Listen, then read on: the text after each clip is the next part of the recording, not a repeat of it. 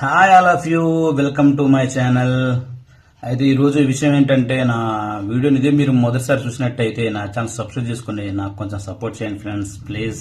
అయితే ఈరోజు మ్యాటర్ ఏంటంటే, మనం బిగ్ బాస్ సీజన్ 9 గురించి మాట్లాడకపోతున్నాం. ఈరోజు ఫస్ట్ ఎపిసోడ్ గురించి నేను డిస్కస్ చేసుకున్నాను కాసేపు. అయితే ఈ ఫస్ట్ ఎపిసోడ్ గురించి చెప్పే ముందు నిన్న మీకు ఏం చెప్పినా ఒకసారి ఆలోచించుకోండి. నిన్న ఏం జరిగిందో యాజ్ టీజ్ చెప్పినట్టే 100% అది జరిగింది.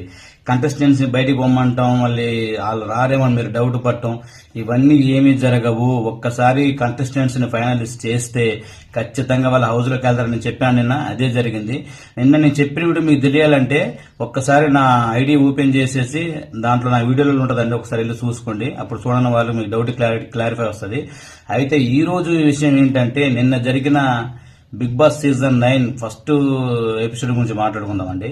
అయితే ఈ ఫస్ట్ ఎపిసోడ్ గురించి చెప్పాలంటే నిజంగా సూపర్ జరిగింది. మనం ఏదనుకుంటాం అదే జరిగింది. నెక్స్ట్ అన్ని 1 by 1 పిలవటం, ఇంట్రడ్యూస్ చేయటం, చెప్పడం, చేయటం, ఇవన్నీ పంపించటం, వాళ్ళు వెళ్ళటం, హౌస్ చూసుకోవటం. అందుకంటే ఫస్ట్ నాగార్జున గారు హోస్టింగ్ మాత్రం నెక్స్ట్ లెవెల్ అద్దరిపోయిందండి. నా ఫీలింగ్ చెప్పాలంటే అండి, బిగ్ బాస్ కి హోస్ట్ చేయాలంటే నాగార్జున గారు తప్ప ఇంకెవరు చేయలేని విధంగా ఉంటుందండి. నిజంగా చాలా బాగా చేస్తారు, అది మీకు తెలిసిందే. నేను జరిగిన ఎపిసోడ్ ఒక్కొక్కరిని వెళ్ళటం, రావటం, ఇంట్రడ్యూస్ చేయటం, హౌస్కి వెళ్ళటం, అందులో చాలా బాగుంది. అయితే ఈ రోజు అసలైన రణరంగం మొదలవుతుంది. అయితే ఒక్కొక్క కంటెస్టెంట్ వెళ్ళారు, ఒకరు ఏదో చెప్పటం, ఇది చేయటం, అది చేయటం, ఎవరి బాధలు వాళ్ళు చెప్పుకోవడం, ప్రోమోలు ఇవన్నీ చాలా ఉన్నాయి.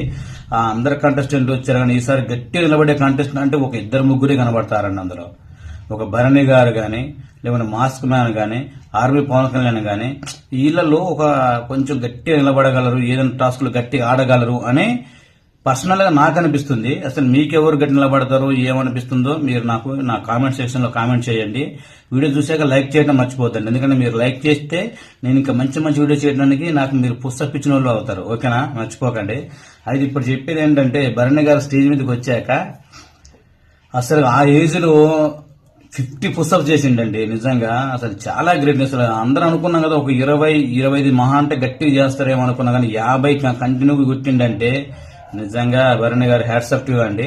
మీతో పాటు ఇంకొక అతను కూడా చేసిండు.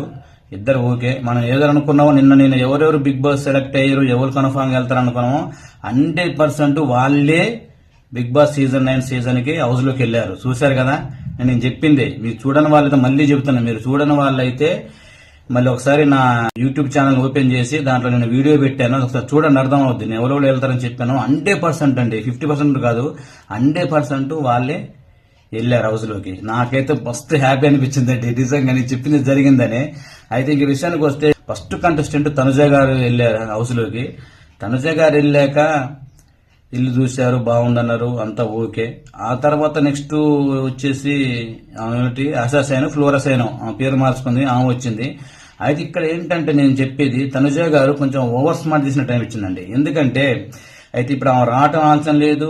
ఇప్పుడు సెకండ్ హౌస్ మేట్ గా ఫ్లోరసైన్ గారు వచ్చారు హౌస్ లోకి. వచ్చాక తనుజ గారు ఫస్ట్ కాబట్టి ఇంట్రడ్యూస్ చేసుకుని ఒక వర్డ్ యూజ్ చేశారు. అది నాకు నచ్చలేదండి. ఎందుకంటే తను ఏమన్నారంటే, ఇంట్రడ్యూస్ చేసుకోగానే ఇల్లంతా ఇది బాగుందండి, చూశానండి, ఈ హౌస్ ఓకే, గానీ ఇంకో హౌస్ కూడా ఉంది అక్కడ, ఎందుకుందో నాకు అర్థం కావట్లేదు, నాకు డౌట్ వచ్చిందన్నారు.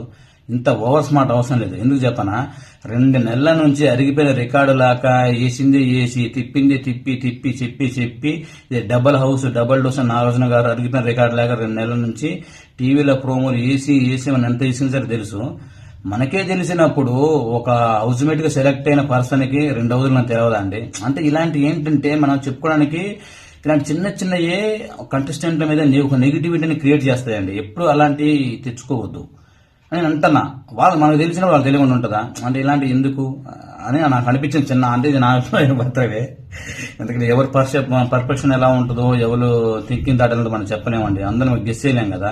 సరే, అది ఆమె స్ట్రాటజీ కావచ్చేమో, కానీ ఎంత స్ట్రాటజీ అయినా ఫస్ట్ ఓవర్ స్మార్ట్ చేయొద్దు. కామనర్స్ రావటం, కామనర్స్ వచ్చిన ప్రతిసారి నాగార్జున గారు వాళ్ళ హౌస్ లోకి రావటం, వచ్చి వాళ్ళ నుంచి వాళ్ళకి టాస్క్ ఇవ్వటం, ఈ వర్క్ ఆ వర్క్ అని చెప్పడం, ఇదంతా సాఫీగా చాలా బాగా జరిగిందండి.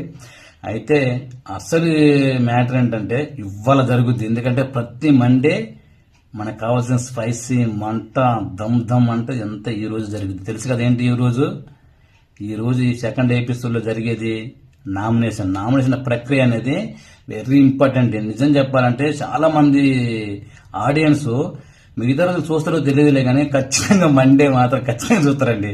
ఎందుకంటే మనకు కావాల్సిన స్పైసీ ఎలా కూడా పెట్టుకుంటారు, ఎలా తిట్టుకుంటారు, ఎలా కొట్టుకుంటారు, ఇవే కదా. ఖచ్చితంగా ఇవాళ ఎపిసోడ్ జరగబోతుంది. మీరు చూడండి, ఎంజాయ్ చేయండి. ఈ ఎపిసోడ్ గురించి మనం మళ్ళీ రేపు మాట్లాడుకుందాం.